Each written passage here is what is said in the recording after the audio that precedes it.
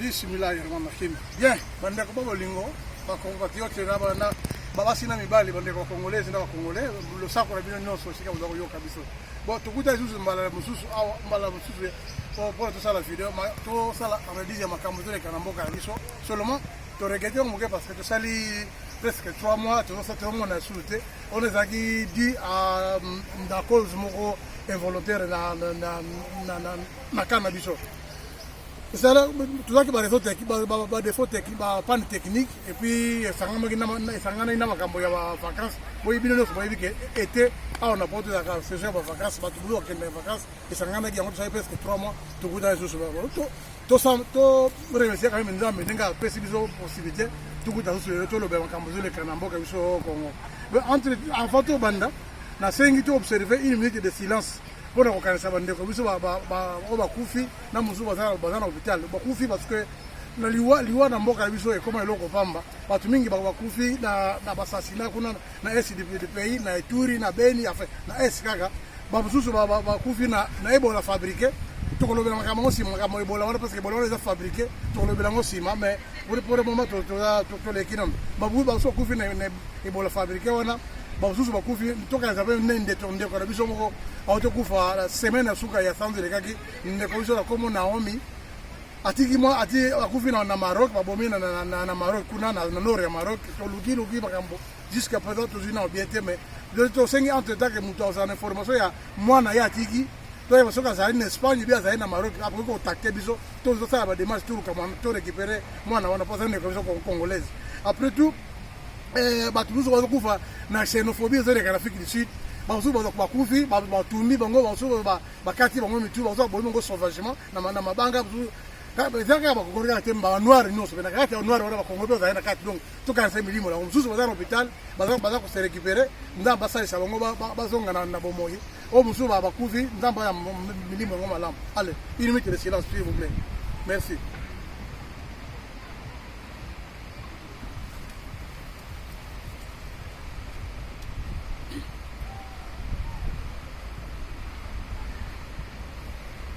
Bon, après 1 minute de silence, on va revenir au vif du sujet. Vidéo to sala lelo to benya to pesa comme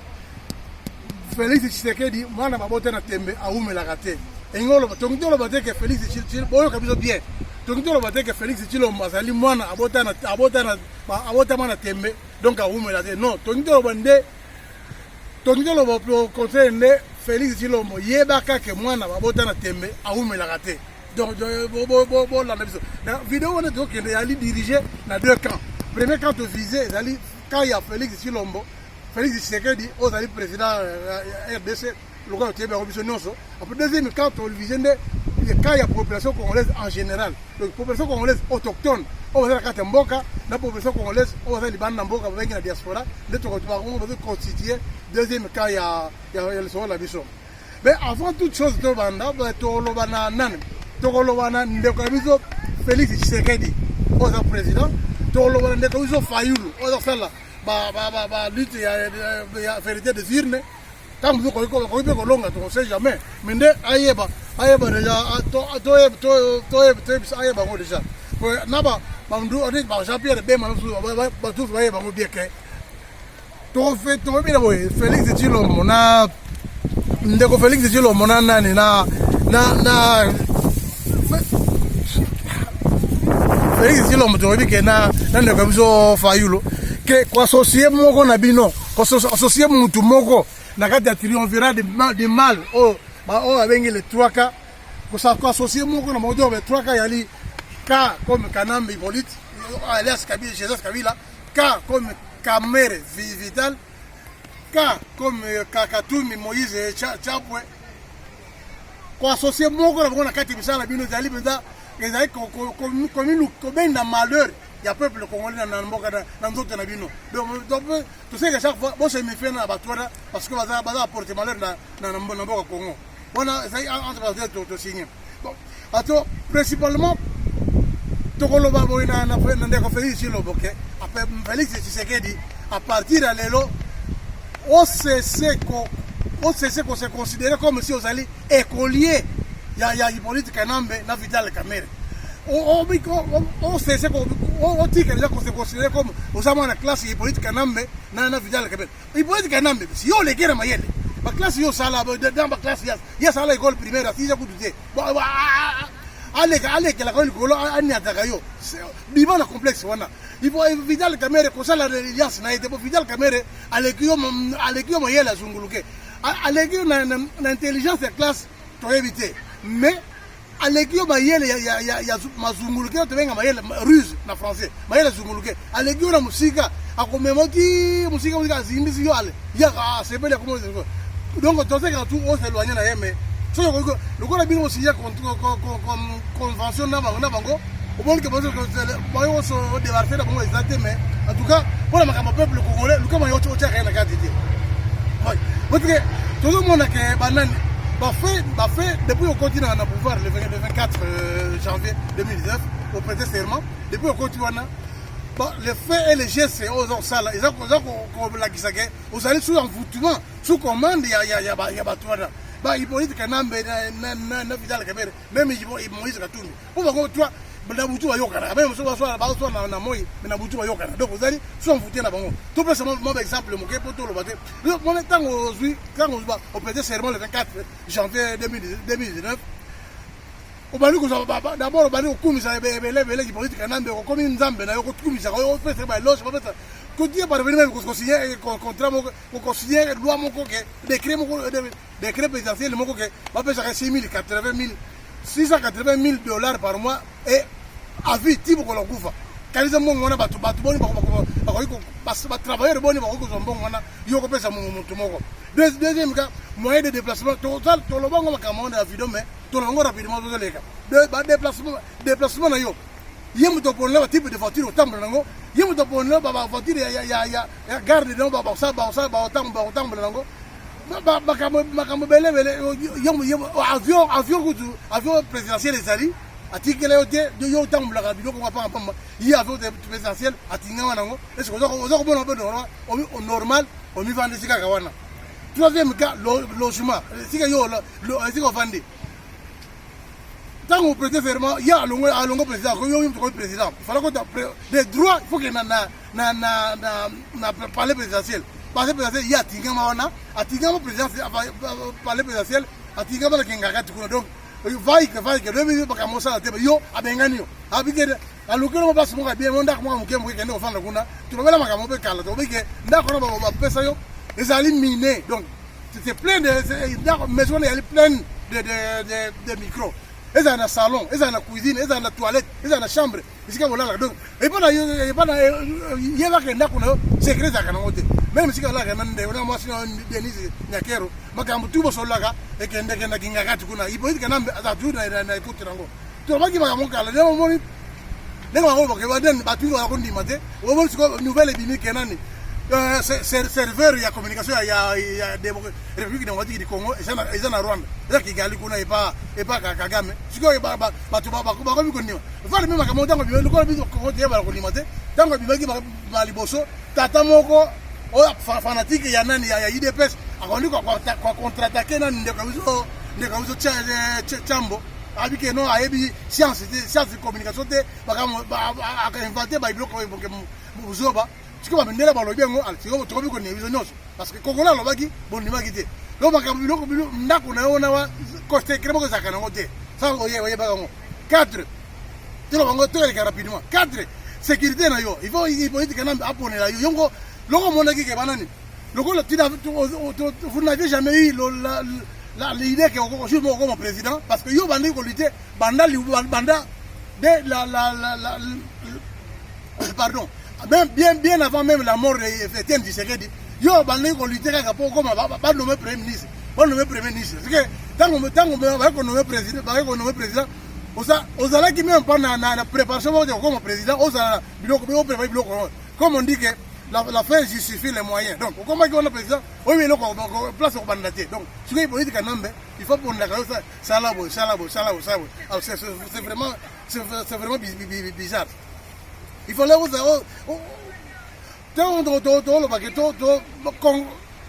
il fallait il est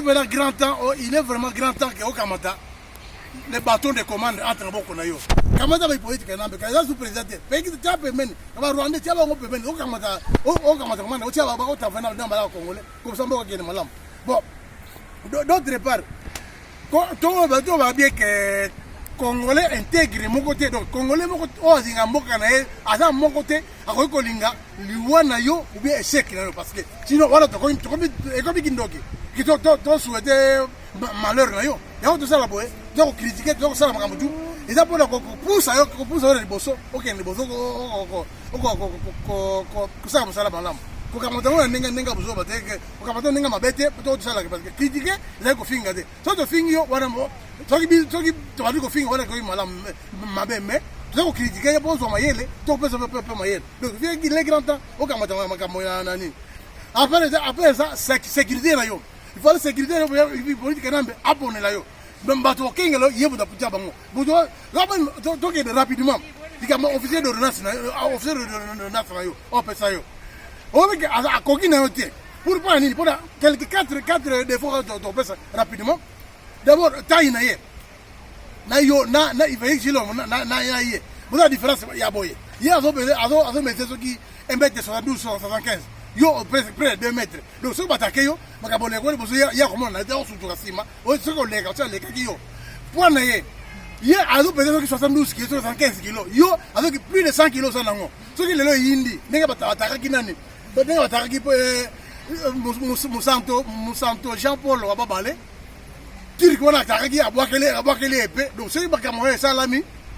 tata wana ozana ta ko interview parce que normal ce que ka ne salami et donc on va na sécurité il y a plus de pemeni abeta président double de manière contrôlée président quoi yana c'est il y a ko la président allez tu sorti pour ça ka beti sous massage ou bien ba wa ki epé ezo président ezo ndeye mais est-ce que ye bondimi que na poids ya ça ngona ndeko to beya 72 kg kwa isa politique na kwa isa Félix le bona na double moko na ndimité en plus un garde corps normalement ça mutu moko akoyi ko tia attaquant moko KO d'un seul coup de poing et mutu moko résistance normale d'un homme ezaka ba 80 kg et c'est bon dimi que tata wana beya na likofa za ngona poids za ngozo ko beta mutu moko za résistance normale abeti likofa moko cha KO et puis akai azo bouger souté na ndimité quatrième défaut oh ça peut-être le pire de tous les défauts les ali oyo bozo mona na sengi bo tole rapidement bota na la activité ka deux photos qui bo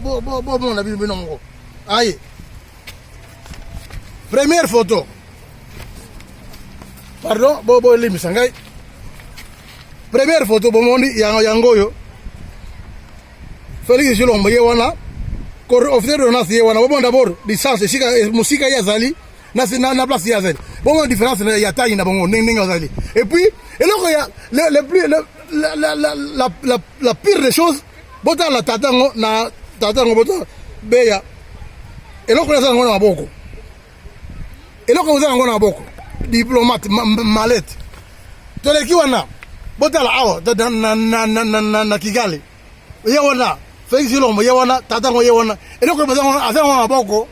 ba document sole ki wana encore un autre exemple ya suka bolimbi sangai bokito kende rapide to kende rapidement bolimbi sangai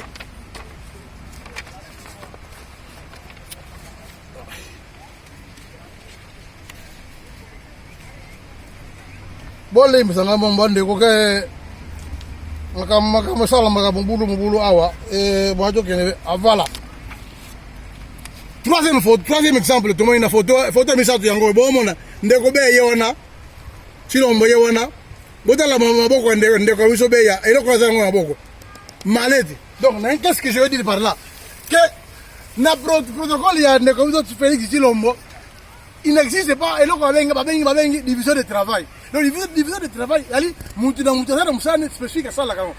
na boli boss kizenga na minimiser ndeko biso be ya parce que c'est un professionnel mais aptitude physique na musala sala et concordé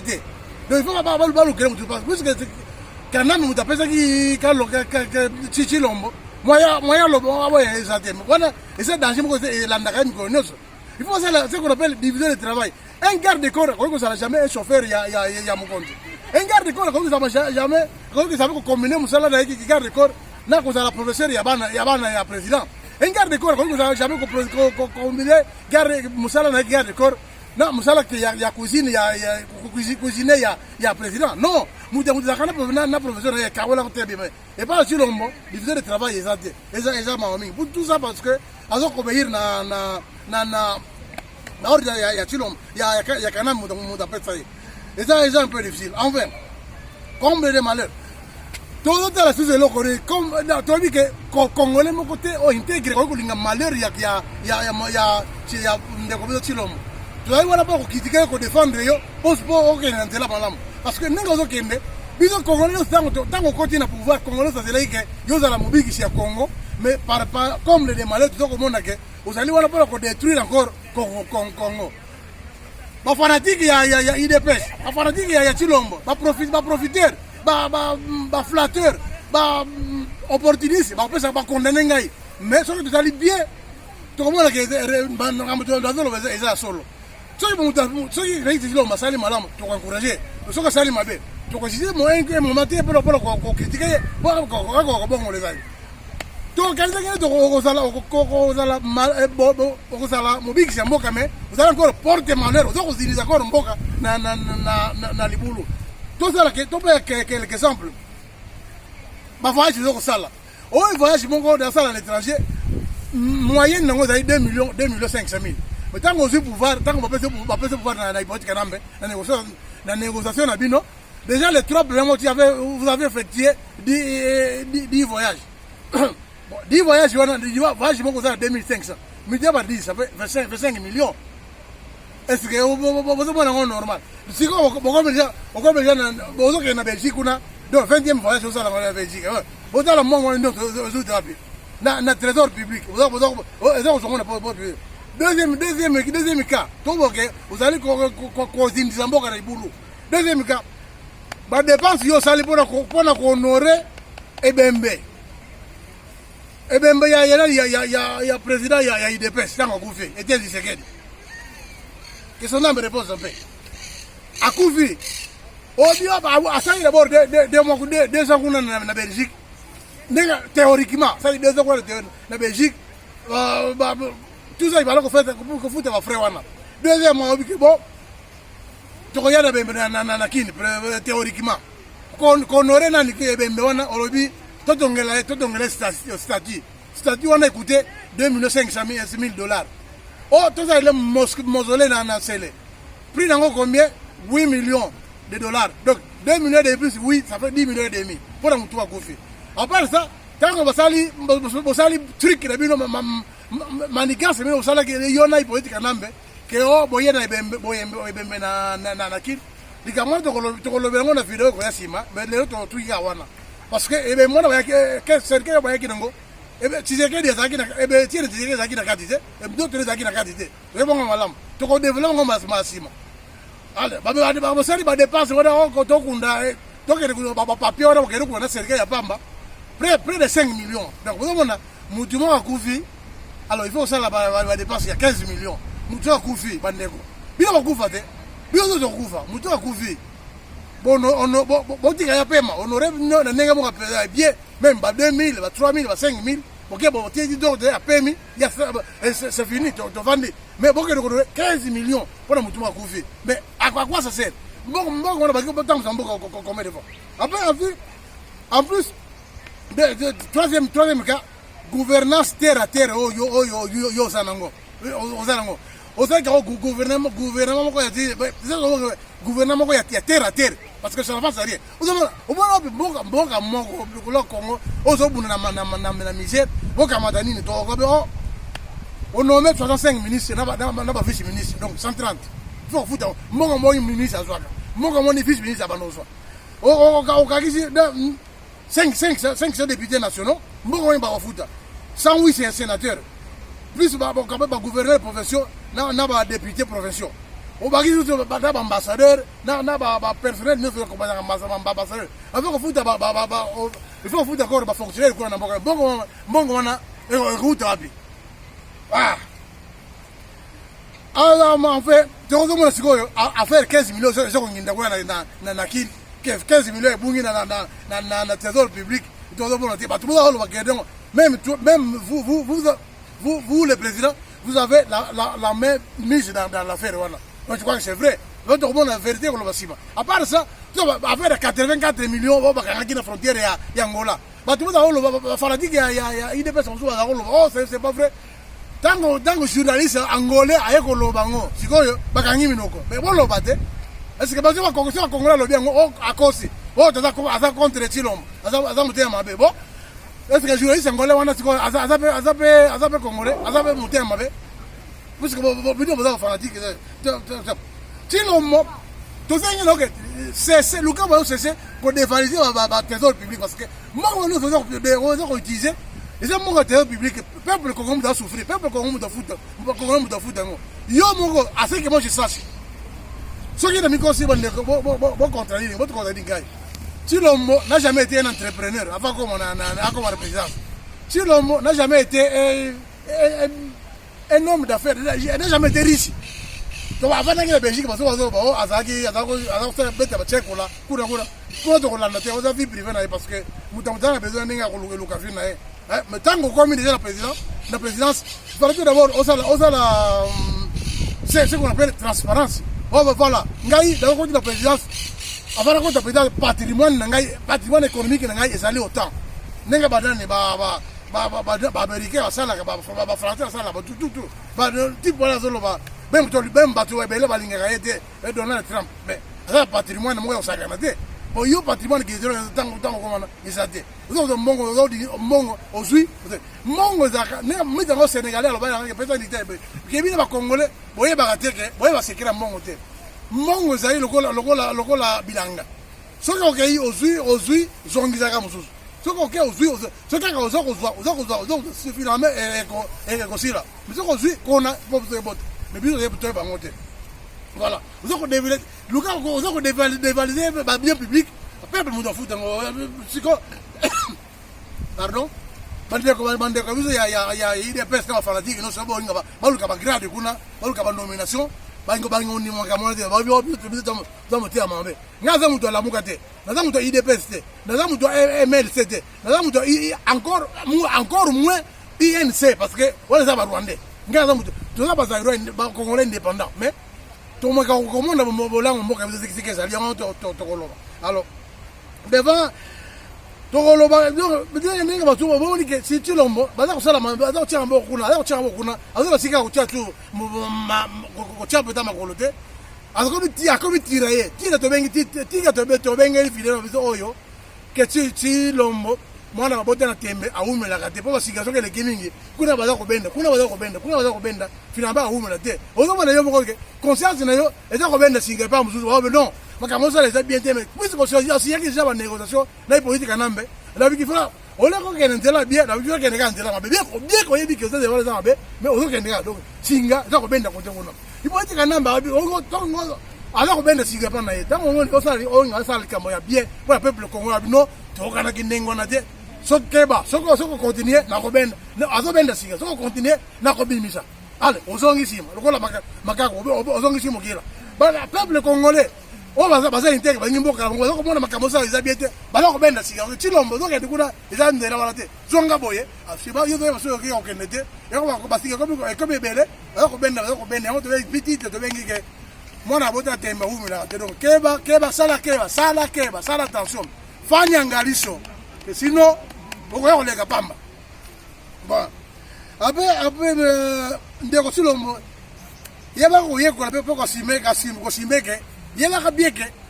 ndima ko réussite na yo to de fête na zali na peuple congolais ce que peuple congolais a supporté yo au gagner mais ce que sunoli donc ko beba no ya ngona yeba ka très bien comme muto lo banque ce qui fait la force des chefs c'est la confiance dont il jouit de la part de son peuple. Bon yo tango komi kana na tango komi tena na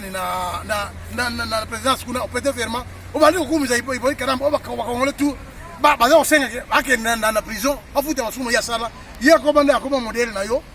na ye na bato FCC ba bien que ndenge koma ina na présidence baza kobanga ete baza kotire yo yango baba yi kenandi ozomona ndenge tipo baba yi kenandi yo il faut continuer à obéir comme un chien obéit à son maître quand on a le bac en côté bon kani na ngai te obino kona kongo boko ni makasi mingi boko biko ko boya kana poto boya beta bato hawa boya ko beta ngai te bonga na ngati na ngamu ta lobi kama wote eza muto ngolo baki ka bongo que hypocrite na me faut continuer à obéir na hypocrite Félix Tshilombo me faut continuer à obéir na hypocrite na comme un chien obéit à son maître eza ngai te eza ye boko tambo ngwamba obino boko botie na président Sénat bomonde makambo nga lobi boza tout un peu rapide bomonde mais yebo lobi que je vous dis rapidement que quand je vous disais que je connaissais les limites de l'UDPS, qui m'a cru? Quelqu'un que nous avions placé, le voilà prétendre dissoudre un parlement où il est moins représenté. Ça, c'est du père de cervelle, ça. Il sera obligé de nous obéir comme un chien à son maître. Avant le bâtiment, mais bâtiment sur FCC, bâtiment comme le président, au moins, des côtés, il y a mon toit, il y a un maître, général Numbi. Mais puisque bazali bazoto ba servir ka hypocrite kanambe abuta ko FCC bomoni makambo ya deka un exemple parmi tant d'autres de déclaration ya sala alobi boye aloba ki boye les accords tels que signés par les responsables de la plateforme Cash et les partenaires du FCC RDC sont à respecter strictement. Si les gens de Cash dérapent, nous allons tous déraper jusqu'à rendre le pays ingouvernable. Qu'on se le tienne pour dire. Donc voilà, ça menace, voilà, ils allaient qu'à fond la nation congolaise, ils allaient d'abord menace au chef de l'État. Mais non, la région Macabongo, Moutubote. Donc comme on dit que la région du plus fort est toujours la meilleure. Soit qu'il y a Moutuboga, il y a Moutom dans la Mouka, dans le Baga, en Nengwana, au gars comme on a toute la base, il y a eu des personnes Sibanaye. Oh, quand il y a des attaquer, attaquer, général Numbi, Bakogi, en moté. Alors, pour terminer par Kyoyo, laissez-moi vous poser seulement une question, Ndeko Tshilombo. Comment vous avez la conscience tranquille? Si vraiment vous allez fiche du pays, comment vous avez la conscience tranquille? Il y a qu'on admettre que ça n'a pas tout le monde Arias Rubero. Oh, oui, Azar Rwandais. Bakongolais bayinaye asala makambo tu ya bora ko detu bakongolais alors se compter au salango aux dimi au tiers dans le ministère. Il peut être kanambe azare wala dijaka yo comme yo comme comme un chien o lukia ata moyo ko casser la sona te ba jarnet kanambe o kabati opese poste zoa kanambe o kabati opese poste ba to ba pire migunda kongomais l'ennemi de mon ennemi doit être mon ennemi par transitivité ce qui l'ami de mon ennemi est-ce que comme ennemi akoma ennemi to akoma ami popo na ngai bato ba kongole baza ko linga komona bango te yo zo bato o bi baza ba frère na yo ba ennemi ba abi na yo o tia bango na gouvernement siko po ko nyo ko kongole où est le changement que vous aurez amené au Congo makambo ya kunginda siko kuna na fikri sud baza ko mona wana ni baza ko bomba kongole na fikri sud baza ko bomba ba ko kata ngo tout le monde a biso na vidéo vous kata ngo tout bazo ba mona banga vous aussi kana na bazo kisa ngona na moto yo okipa makambo wana te soki nga ozaki président moko lingi bubulamu ya bakongole il faut osala même un tour kuna OK no trouver la force la force ah bon frère qu'est-ce qui se passe ici mais yo lokola obomba bongo yiba kana Congo mususu yiba obomba kana Afrique du Sud mususu obomba en Europe alors vous avez peur d'aller réclamer là-bas parce que son quelque ça pression kuna akolo keba kana muno ko soki te na ko bimisa to mbongo na ko buila ngo alors ba okende ko sante otiki ba ko souffrir et là on ça ndé ça ko préoccupé na mutu na ndé voyage ringo ça na Belgique est-ce que voyage wana eleki la vie ya ba congolais oyo za mu continent bango il faut ça garant ya nation wana garant ba congolais wana est-ce que vie na bango congolais wana eleki voyage au sala so ngana akina place na yo na ngana voiture ya voyage na keko na bongisi ba kamutu mais yo tiki bango ba congolais ba boy dans un moi juste donc ne musika mingi te tant eza mbulo wa en fait to ya sima bon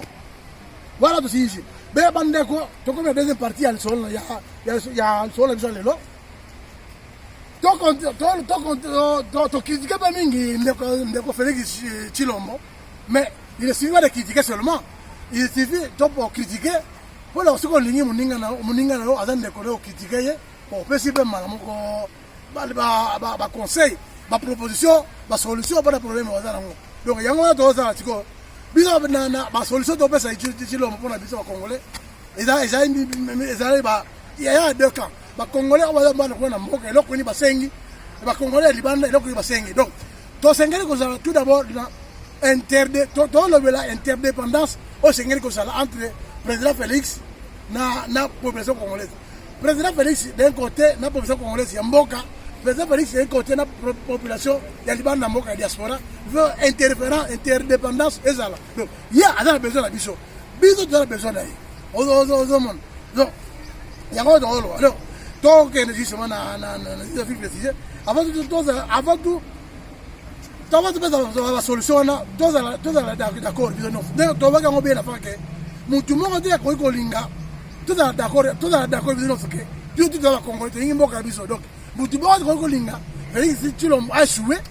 comme ça, moi, non. Tu vas te dire que ça, Simone, tout ça, ça y est, pour Alonga, tout le monde est en donc, alors, tu vas discerner, tu vas la différence entre la blague et la sérieux. Parce que tout le monde, même dans les réseaux sociaux, la blague est trop. Nous avons inventé le Camerounais, avec le Camerounais, on a dit que la Camerounais, ma mimi na Bazaïr, na Congo. Parce que nous, dans si ça, ma mémoire, il y a pareil, il y a pour la conclusion de message. Oh, azabo, mais, bon, tu es la sérieux. Bakabo, ezala jugement, ezala institution moko na mboka biso, babenga justice. Botika la justice ça likamona ye. Eloko okanga na fide na makamona na eloko na moni mabe nde comportement surtout ya mwasi wana ya police nde e sokengai parce que biso to awa to avant ça la mokambo ça sécurité ça la ka. Tu es kolaka ba droit ya mutu. Ba biso banani ba. Connaissance élémentaire, il y a droit à mutu. Un policier, on dit jamais qu'on a courage, il y a qu'on filme mutu, encore nu. Bandego. Et mutu non, c'est un kilo, avant de maka, faire koufara, ne l'on comment babenga droit à l'honneur. Droit à l'honneur, on a jamais quitter un mot. Même si on a mon balle, ok, on a qu'on kuti voici na yo, baza qu'on l'a là, on balle mususu. Okokisha ko kamata nani appareil obali ko filmer mutwana après on suivi la bana ye nyoso kangi obengi police aye tango police aye soka ye ndako na yo kuta ebila mudino ngana mutakane ngana yo ebila mana boko keba parce que yo ko risque mudo amande ko zo ko risque eleka oyo ye ko fute ye bona mwasi na yo okoko ko peut-être to ceinture na ye ou bien aussi sapote na ye mais bilamba on songi bilamba na ye alati bilamba na ye obengi police tango ye police aye azuye wali ko samba mais pas que okamato osubi la bana obali ko filmer mutaka après on publier encore na par internet alors policier wana mboka biso biso que droit za kana ngote pona oza la policier civil oza la ndeko ya inter ndeko ya Tshilombo ou bien ndeko ya Kamere o ndeko ya Mende ndeko ya nani mwana ya nani batuye kaka mo oyi bino droit te ko policier. Donc on va dire que makamona swinga yango wana mais toka bisango scandale te to bano publier ta fois pour aussi sa mémoire ya bande ko biso botika jésus ça mo comme ça na mais on sala quelqu'un chacun doit se défendre de son côté. Bueno alors donc what is that que bano comme le distraction ya nani et puis bande ko to dika ko distraction mususu bande ko ngona ba bike no biso taba Tshilombo lekiwa na ba négociation il a trahi la nation c'est vrai il a trahi la nation autre kolinga ko sali ça été non il a trahi la nation d'accord donc ko sali ça on que eza eloko mususu babio avant to linga ko sali ça y na ko ki ngona ba quelques politiciens ba bike quelques prétendants politiciens ba bike Tshilombo il a lekiwa na négociation avant to sali ça y il faut tout d'abord aller à déballer allez négocier ya basala kina politique nambe abimizango libanda asenga parole au peuple bandeko wala za perte de temps les distractions pourquoi parce que c'est Tshilombo tebi azande ko biso tu as famille na kaza famille teyeba na bien que bwana boye courage ya kanango na franchise ya kanango na makambo za kanango eloko boy ko sala ngo mais tu lo mo ako jamais ko sana courage ya kubimisa dili wana ke valaki yaki boy bolimbisa ngai dili wana ye ako mema sekira wana na tombe msaka bobi lelo akena sekira wana na tombe na ye ala courage kubimisa ngote donc so mo ingo salisa ye bo salisa ye to salisa ye ko mboka ebonga pona ba honneur ya bana biso na bana ngo sima mais po ya po na yete wala to enza la verdad d'accord bon alors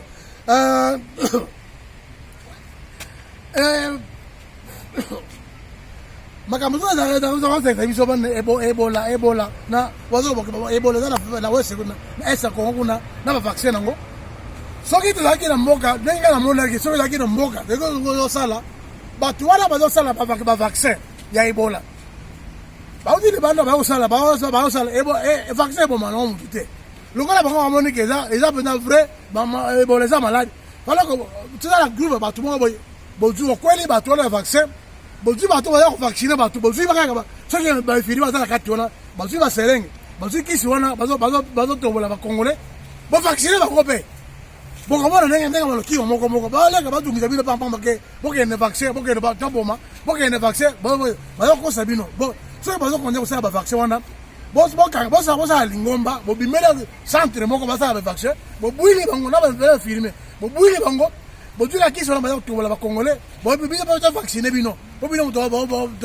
bo to wale bango mo ne ma okima bien centre ko ya zanda ba ya susu ko sa ba vaccine ba vaccine wana te on dit que le vaccin Ebola wana ça imaginaire ça malade moko préfabriqué mais tu as fait qu'est-ce qu'on va dire avant toi éviter tiraillement entre IDPS na Lamuka na parce que c'est pas normal bande IDPS va dans Congolais ba to Lamuka va dans Congolais pourquoi baba to biso te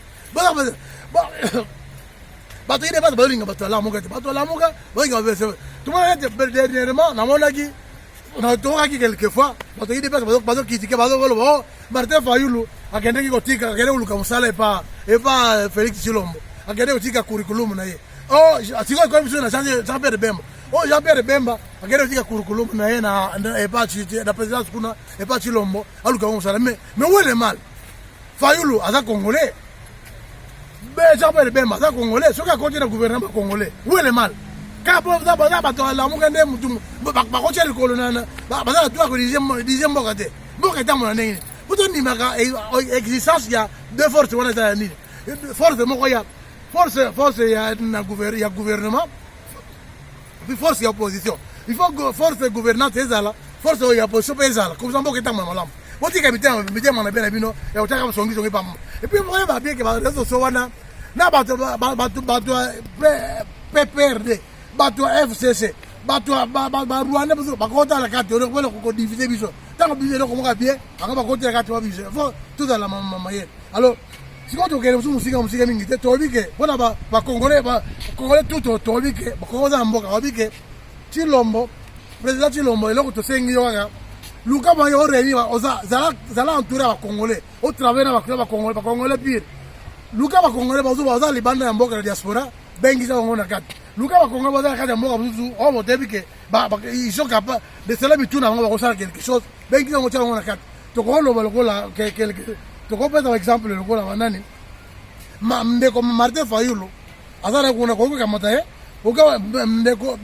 frère Valentin Mobake président ya IDPS le peuple ndeko la sœur Jessie Kasavu ndeko honoré Ngwanda ndeko na tangelo Ngwanda bazwa ka ba belo boko tu voilà ça bon ba tu mais non ba ka tibeka edi mex alo ba keke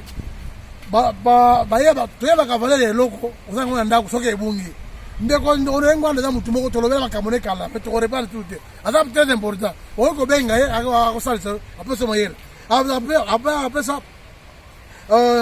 ndeko maître nini maidika ngimbi awa naza un peu sous-formé na biso ki ndamba sa benga molimu na ye bien ça encore en vie soka sa benga molimu na ye qui repose un peu mais si encore en vie ko benga ye ko bakse pona surtout pour la sécurité ni maidika ngimbi na Honoré Ngwanda soki bazangani place moko na bato mususu malgré totanga monte place monte bakoki kosalisa po soki sécurité na mboka eza malamu te yo ozape malamu te toleki na président ndeko Gabriel Zagabe aza président ya nani ya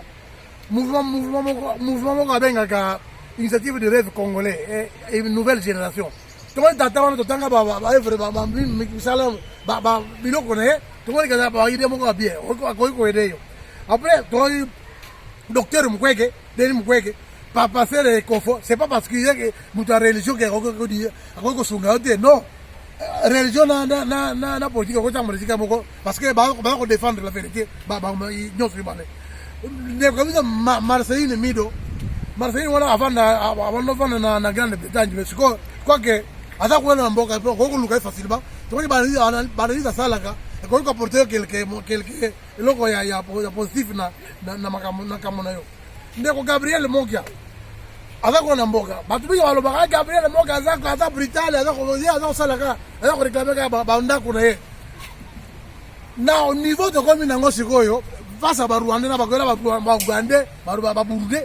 ba Tanzania il faut la mutumo ya ndengo ya courage ndengo na ya Gabriel Mokia faut la Britannia ouais ba toki ba yebo ba Congolais ba se ba tomboki ba ko saka biso to répliquer ndengo na wala bon ba saka su miso ndengo ba sala te ouais de sera ba Rwanda ba Uganda ba nani e ko manini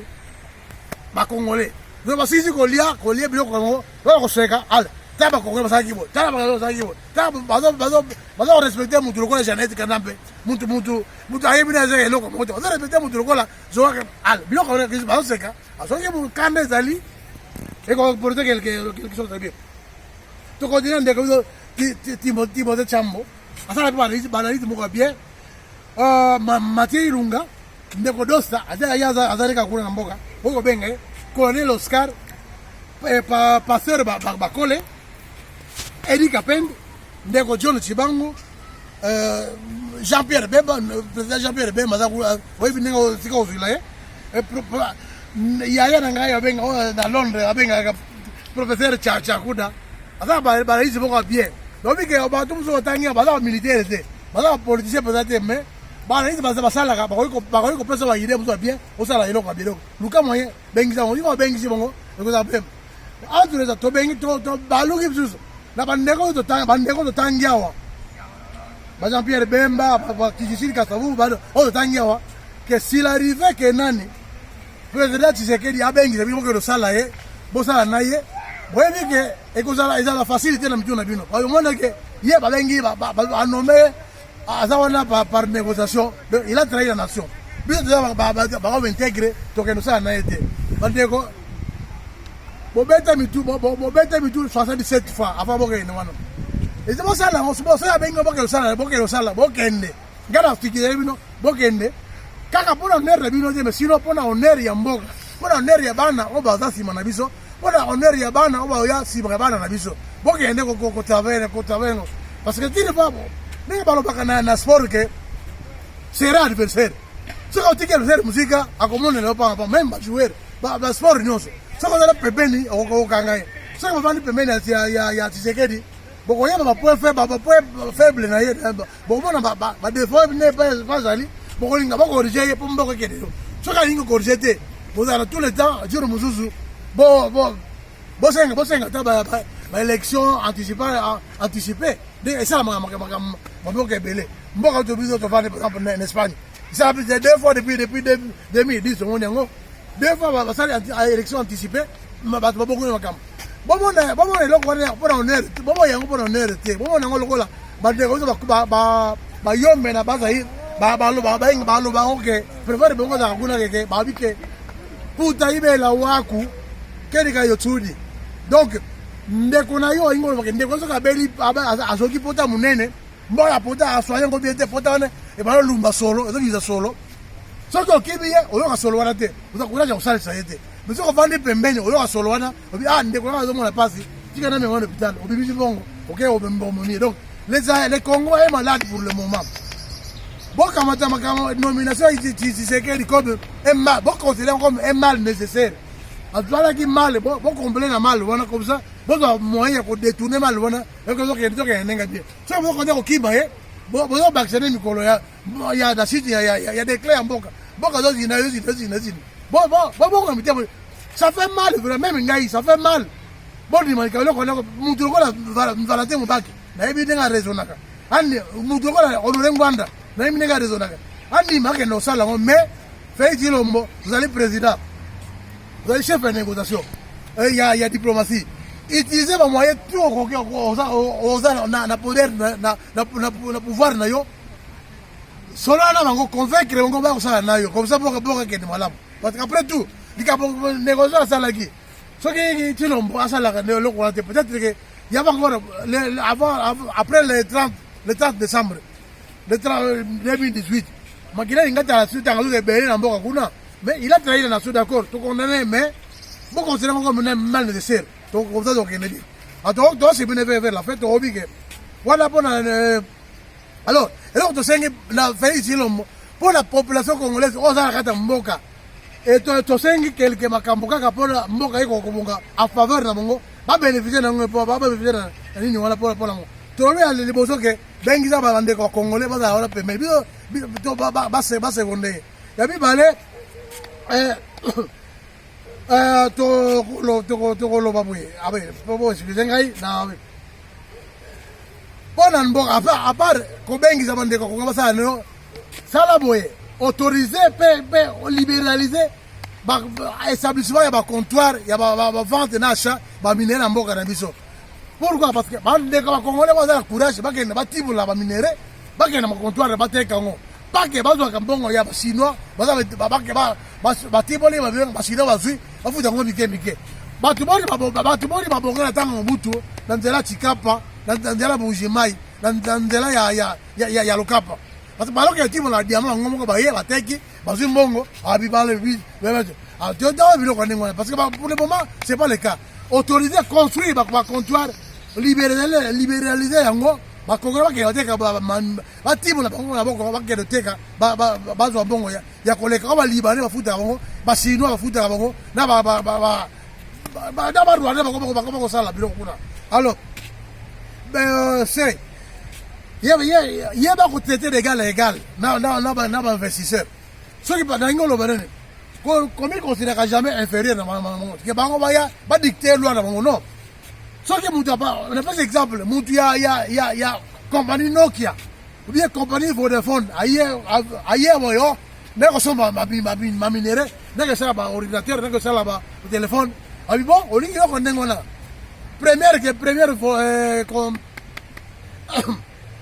Première conseil au PSA, installer d'abord dans Mboka Nabiso 2, 3 ou 4 usines, il y a un PSA, il y a compagnie Nayo. Ne fût-ce que ça va commencer la pièce, ne fût-ce qu'assemblage il y a téléphone là bas ordinateur ça va congolais s'occuper de l'assemblage donc gagner quelque chose après tout le monde a moyen de temps mutu congolais il y a assemblage mo que ça belé la gérer le moteur fort de cabine belé briquet comme monter na machine na gérer le moteur. Zaki compagnie ya kosala ba compagnie te ba automobile te mais yaki assemblage donc là condition qu'on peut être besoin la tola ya ngona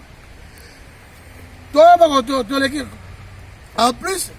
éviter ko tsamboko na mboka na nyongo ndeko Tshilombo OK ndeko cha ko defa mbongo chaque fois na Fonds monétaire international OK ndeko defa mbongo ya BAD Banque africaine de développement OK ndeko defa mbongo ya banque ya BCE Banque centrale européenne OK ndeko defa mbongo ya USA aid donc mbongo ata ko fute ba faut donc on soit ngo ya na mboka et ko servir le peuple te mais quand on manda mboko mutu so kebo dans la poche ya Vital Kamerhe mutu so kebo na poche ya inter le peuple doit pas pour pour ozongisa mboko wana et ozongisa mboko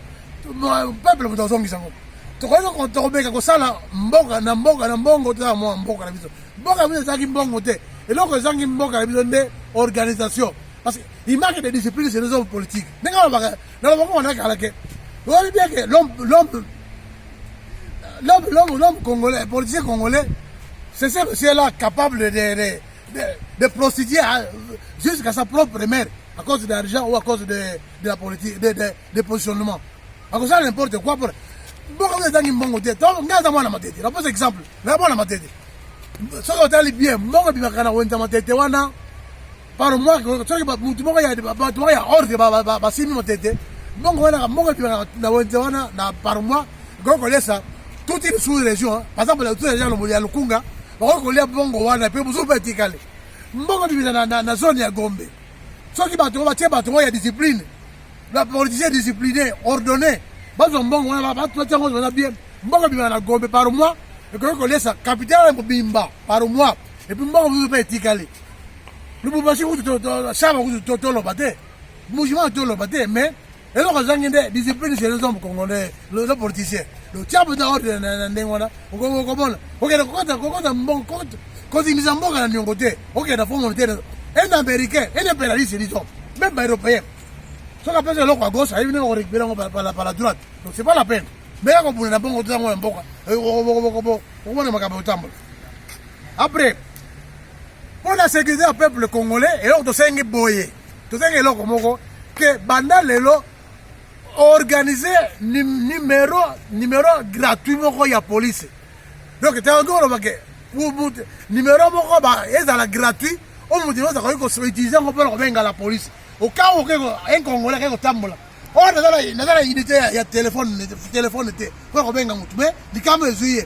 pour la secours on sait que numéro wana ya gratuit ya police a bengi o police ngai dans place boy na likamba boy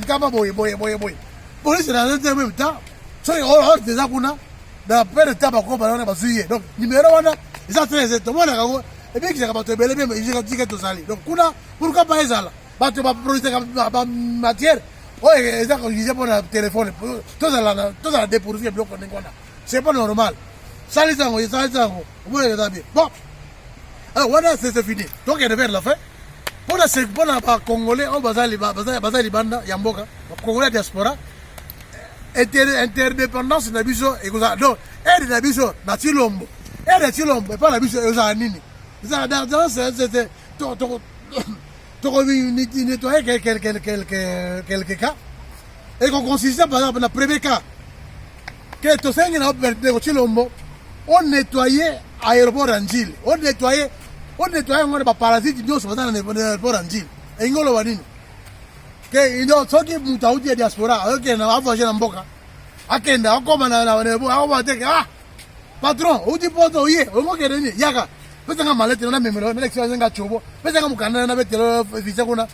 okay na weka nga chobo ubibiza o pesa mbongo ubi on voyager oh viens on voyager on est poto hein ba ko zela ba ko tani na aéroport pesa malete na mekela lection pesa passeport lection nga chobo ba kende mutu boka bande moko za kiwana c'est parti qui le so ezali bande moko za kiwana bato ba parasite ndengwana chef na moko za ki comme na sami afala na matonge na boza adresse là comme on a été on a pesi parce que la monde batu ya escoka sami alors on a kala on a na voiture Volvo boko boy la biso ki ya zatira libérer nettoyer batu ba longa soute on se on va voyager OK ba mango on continue librement mais ba aéroport tout ça OK on va voyager makabosili deuxième point de sengi on baisse remarquablement prix à passeport donc qui dit ça vraiment prix à passeport parce que passeport ils c'est un document, il y a un document qui dit que la poste pas que non, non, ah bon, non. Il y a un document, il y a l'État a défini ça comme tout, soit il va voyager. Au cas où baby, l'État a plein de droits. Il y a qu'on reprend le passeport, voilà, c'est un document là. Le yote que l'on montre, on va 250 dollars. Attends vous-même, 250 dollars. Qui dit après il y a passeport, voilà. Ça même 50 dollars ou comme maximum 60 dollars. Comme ça, tu vas au Congo, tu vas circuler facilement. À mon appel, ils ont compté la boca. Oui, bien que les Congolais, en fait, tout comme après. Bon, troisième point, on baissait d'une façon vraiment remarquable. Pris à visa. Na taxe ya ba Congolais bazonga na mboka mongo obi ke ba Congolais belé bazonga nationalité ya étranger pa na sengote mais na passe de monde vraiment quoi ça y est OK yo to kenda kabusala on doit donner $50 OK son passeport ça qu'on a pas 4 on son passeport on peut 4 fois 250 fois 4 c'est $1000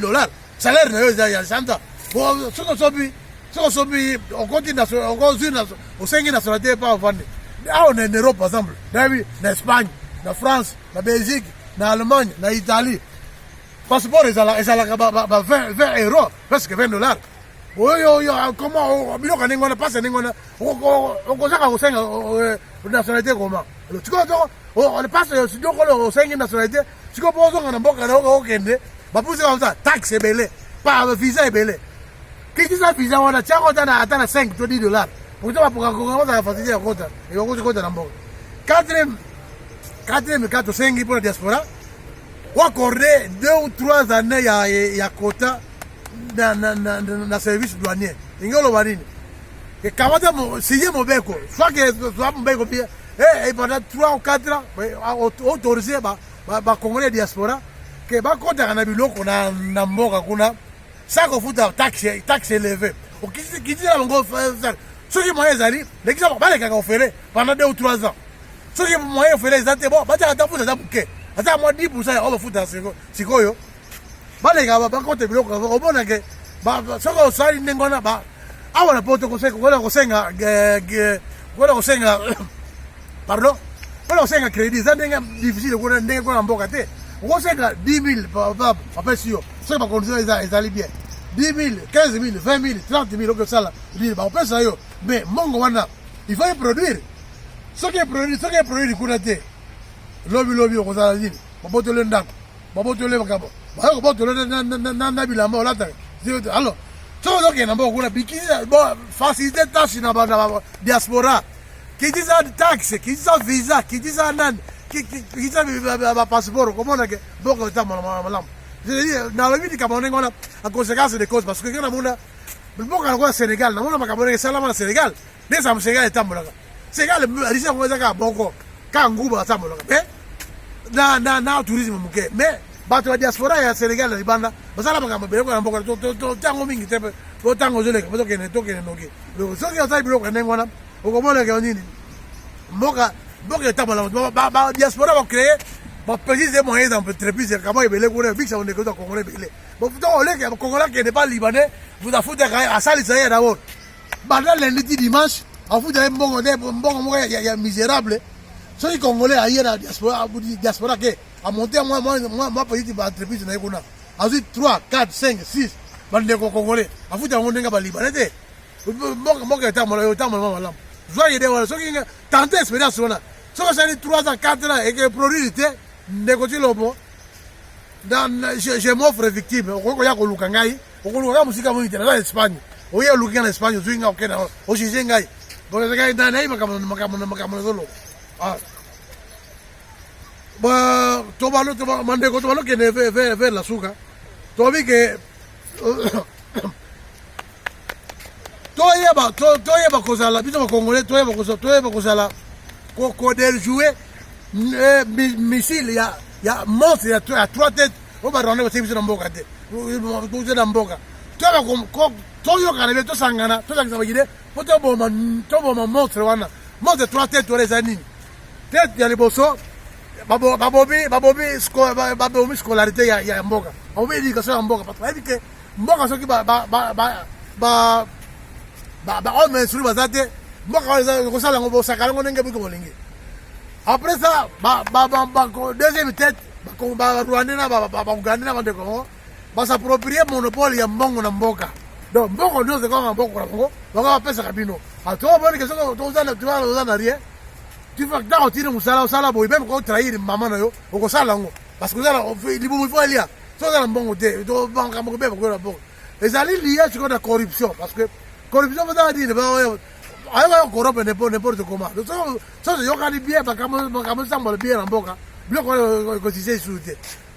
éducation ko bata ba corruption ko sila ko dimi ko sila tebe e ko baisser vraiment bien autoza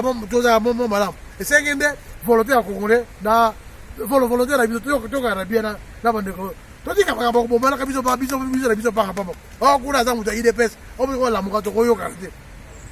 te tomoni ya mikolo toya bakolinga po toya bakolinga kongo toya kolinga te d'abord ki par exemple ndeko kala mingi te ndeko makambo moko na moninga moko ndeko biso Buketu wa Yambo que je salue en passant bako bien conflit là ndeko boko qui s'est fait appeler général Pacho. Général Pacho azi micro azi kini voice azi ke Buketu so continuer ko finga président ako kende ko luka président Buketu kuna akoboma ye. Le bon le ko bozo na azi ke ndeko Buketu que je salue en passant. Na azi ke ça bien la visite wande tu peux ça peut conseiller. Neka ko éviter habitude wana ko finga ka bato parce que ko finga mutu ezali force te ko finga mutu zande faiblesse na yo oni ka olingo corriger mutu wana obie olingo o bongisa yebe o kokite ale ndoto le mbio ka tombo yo ça kana ngai la tu ka libo pardon o ça kana ngai o fingi alors voilà o kene o za malamu te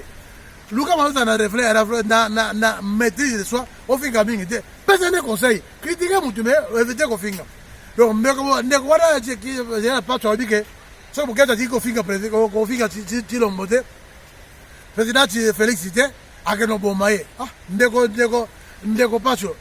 mais ce que on dit que vous avez vraiment makasi vous avez bien formé vous avez makasi ya bon mutu kende na Congo bomela biso tai politique nambe to kobete oboko bomela biso Jeannette Kanambe bomela biso ata Roberto bomela biso Charles Bisengemani bomela ba général ba dai bele na armée na biso ba officier ba dai bele na police bon même dans 10 15 20 dollars to bettre beaucoup so tu tu héros to comme ça héros mais on va demander ko Buketu kaka mutu moko o famille chaka mutemba o zwa nini kongo ko tambula soko bomiye to te bitu na bise esa la que peut bien et pas muzu na bon ka mikolo na zo mona ba de ko na ba bishika wabike ba sangana bona arriver ya Tshilombo et ça dans 2 jours parce que l'autre c'est le 15 le 17 ça kuna ndeko la biso nani ba fanatique ya IDPS ba flatteur na ba profiteur na ba opportuniste ba do kan na ba to ba congolais oh to ya ko ba da ba ko to ba masute to ba kaka na ba lokona ndeko liso ndeko na uki baka bana ndeko la biso nani yoka so na uki ngona ndeko la biso fisi mukoko na ngona so na ndeko biso munoko ya abesole abinini toze la bino soki bo sali kaka bo sali mbulukuna ba famille na bino bazala kisasa to bonga bango mais bande c'est quoi ça c'est quelle éducation bino bazala makambo ibe droité bo bi que les crimes n'a jamais été individuel les crimes a toujours été personnel soki ngana sali kambawa mun ba l'état oya akanga famille na ngani ozote akanga ngai po ngai mutazali kambo mais comment soki mutazala na poto asali bêtise toka afingi président abambi président tomate abambi président liki biyo bomoni ye awana mutu wana bambi nan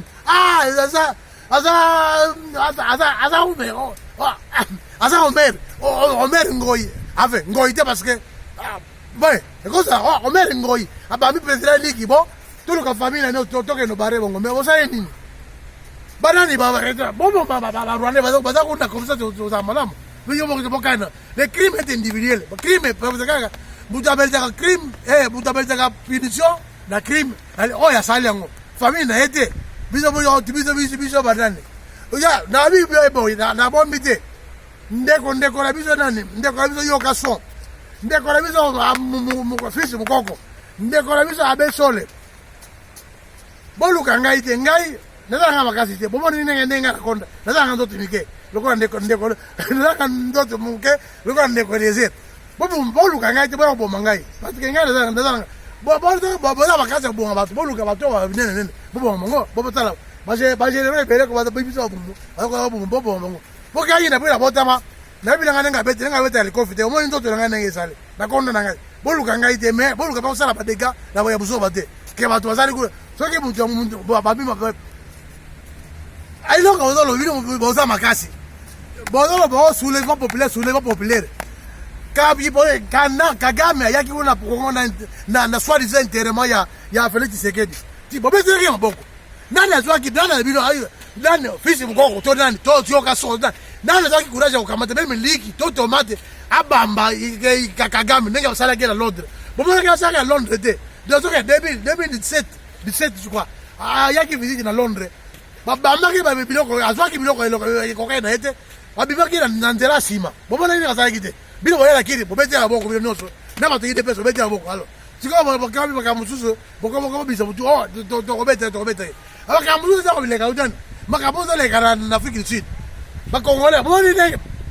bakongolais bomoni ndenge banigéria basali na mboka kuna te bakongolais basala eloko nini sud africain bazoboma bakongolais bazoseyasikanafoi bazoboma mongo nyonso mosusu bazotuma na moto mosusu meme na bambwa bazoboma na bambwa ki ya ose kotombola kuna bomonaki révolution ya nani obembaki na biso na indépendance eyaki wana ezaki xénophobie wana eyaki occasion moko bosala soulèvement populaire parce que bomonaki na janvier le 4 janvier 1959 et tout le monde memaki bato tina indépendance ebandaki ezalaki na makambo ya bale ekokoma na politique soulèvement populaire wana ekipaki na politique pourquoi bamino bosala yango xénophobie wana kokomene soulèvement populaire dans la politique, vous n'avez pas pu faire ça. Alors, quand on a battu, bino boza bato na boso. Bonde ko ketu boza la calme, tout dans un peu nini. Tout dans la calme, to que de bien ti la suka. Bon bandeko, to ko se ça ka to ko se selon la biso. To ça la mo prière mo ke parfois to ko se nganta asa za biso mboka ke ne malamu. Bien. Bismillahirrahmanirrahim. Oh Seigneur Dieu le Tout-Puissant, toi qui fais chaque jour lever le soleil à l'est et le fais coucher à l'ouest sans le concours d'une autre personne. Toi qui fais pénétrer le jour dans la nuit et pénétrer la nuit dans le jour sans le secours d'une troisième personne. Toi qui maintiens le ciel, la terre et l'espace environnant en équilibre sans le concours d'une autre force. Pardonne-nous nos péchés, car nous sommes coupables. Seigneur, arme-nous de patience, affermis nos pas et accorde-nous la victoire sur ce peuple infidèle que sont les Rwandais et leurs collègues et patrons. Humilie-les par nos mains afin qu'ils reconnaissent ta grandeur et ton autorité. Ô toi le juste. Amen. Amen.